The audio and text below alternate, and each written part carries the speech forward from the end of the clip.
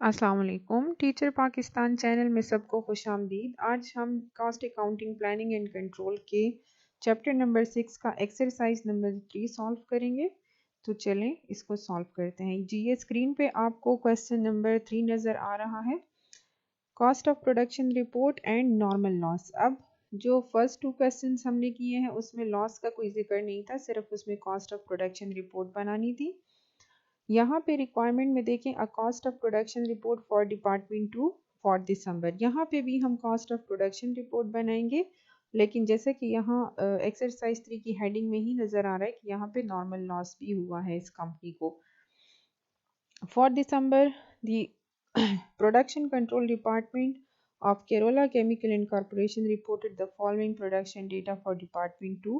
अब यहाँ पे ट्रांसफर्ड इन के यूनिट्स भी हमें गिवन है, ट्रांसफर्ड आउट के यूनिट्स भी हमें गिवन है, ठीक है। और जो वर्क इन प्रोसेस है वो भी हमें यहाँ पे गिवन है।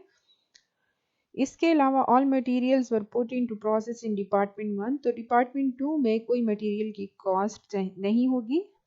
The cost department collected these figures for department 2। अब यहाँ पे देखिए unit cost per unit transferred in from department 1 हमें गिवन है, ठीक है।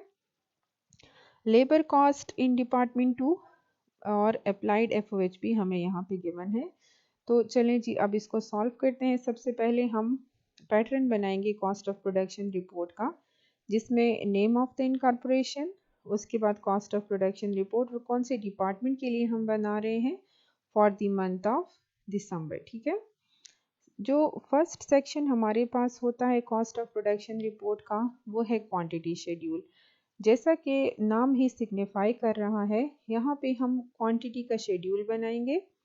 Units receive from department 1 55,000, units transferred out 39,500।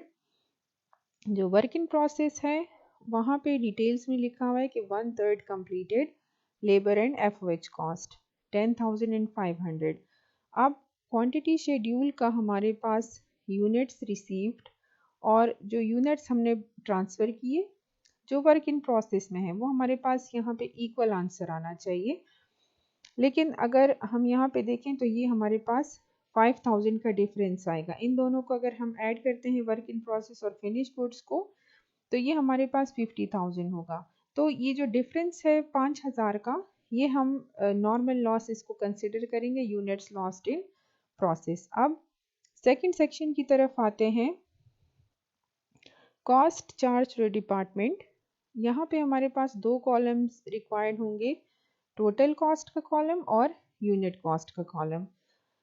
अब कॉस्ट फ्रॉम प्रीसीडिंग डिपार्टमेंट हमें गिवन है, ठीक है, और यूनिट कॉस्ट 1.8 भी हमें गिवन है। अब देखिए यूनिट कॉस्ट हमें 1.8 गिवन है, साथ में हमने देखा कि हमें यूनिट्स रिसीव कितने हुए हैं, दैट इज़ 55,000। तो अगर 55,000 को हम 1.8 के साथ मल्टीप्लाई करें तो हमारे पास 99,000 आएगा।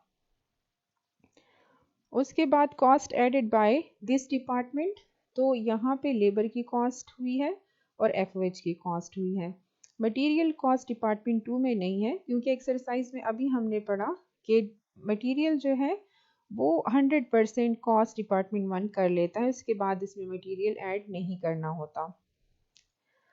अब लेबर कॉस्ट की यूनिट कॉस्ट हमने कैसे निकाली और एफओएच की हमने यूनिट कॉस्ट कैसे निकाली, तो यहाँ पे हम इक्विवेलेंट प्रोडक्शन का कॉन्सेप्ट यूज़ कर रहे हैं। इक्विवेलेंट प्रोडक्शन जैसे पहले भी मैंने समझाया था, इसका फॉर्मूला है finished units plus percentage that is completed in the work in process. जैसा कि लेबर के लिए हमारे पास है 39,500 हमने फिनिश्ड यूनिट्स हैं इस डिपार्टमेंट के लिए, और 1/3 ऑफ 10,500 जो है वो वर्क इन प्रोसेस में है। इट मीन्स कि हमारे पास इक्विवेलेंट प्रोडक्शन 43,000 आती है। और सेम इसी तरह से एफओएच के लिए भी होगी कि जो ट्रांसफर्ड आउट है यानी transfer to next department units हैं plus 1/3 of the completed units, ठीक है। तो ये हमारे पास इक्विवेलेंट प्रोडक्शन आया। अब ये जो कॉस्ट हमें गिवन है एक्सरसाइज में, लेबर कॉस्ट और एफओएच कॉस्ट, तो ये हमने इक्विवेलेंट प्रोडक्शन पे डिवाइड किया 43,000 यूनिट्स पे, तो ये हमारे पास लेबर की कॉस्ट आती है 0.64 FOH की कॉस्ट आती है 0.36, दोनों को मिला के हमारे पास आएगा 1। अब जो यूनिट्स हमारे लॉस्ट हुए हैं उनको हमने एडजस्ट करना है, तो 99,000 जो है वो हमें प्रीवियस डिपार्टमेंट की कॉस्ट मिली है और साथ में 55,000 में से हम 5,000 को लेस कर देंगे क्योंकि ये यूनिट्स हमारे लॉस्ट हो गए हैं, ठीक है।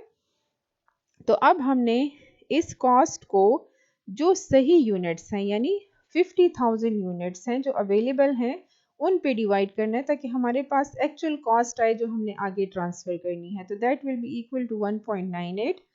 जो प्रीवियस डिपार्टमेंट की हमें कॉस्ट गिवन है एक्सरसाइज में वो 1.8 है।